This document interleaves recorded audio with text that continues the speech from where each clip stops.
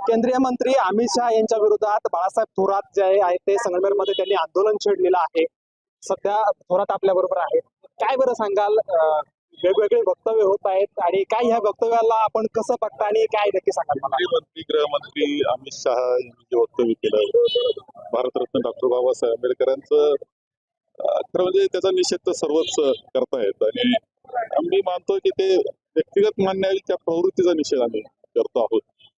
मग या आमचे राष्ट्रीय ते पुरुष आहेत, राष्ट्रीय महापुरुष आहेत आमच्या, यांच्याबद्दल यांच्या मनामध्ये कोणती श्रद्धा नाही, आदर नाही. सत्तेकरता मात्र यांचे नावं त्यांना पाहिजे असतात, पण खरं अंतकरणापासून ते मनातलं होतं त्यांचं ते बाहेर आलेलं आम्हाला दिसतंय.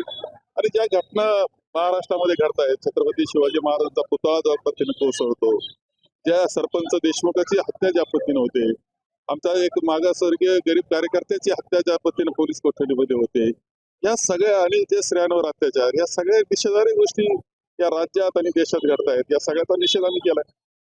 काँग्रेसच्या कार्यालयावरती देखील हल्ला झाला, याबद्दल काय सांगाल? काँग्रेसच्या कार्यालयावरचा हल्ला असेल, नाही तर लोकसभेमधली धक्काबुक्की असेल, हे मुख्य विषयापासून लक्ष दुसरीकडे वेधण्यासाठी चॅनलवाल्यांना तुम्हाला चॅनलवाल्यांनी कुठेतरी दुसऱ्या बातम्या दाखवाव्यात याकरता केलेला प्रयत्न आहे त्यांचा. निषेधार्ह आहे ते सुद्धा.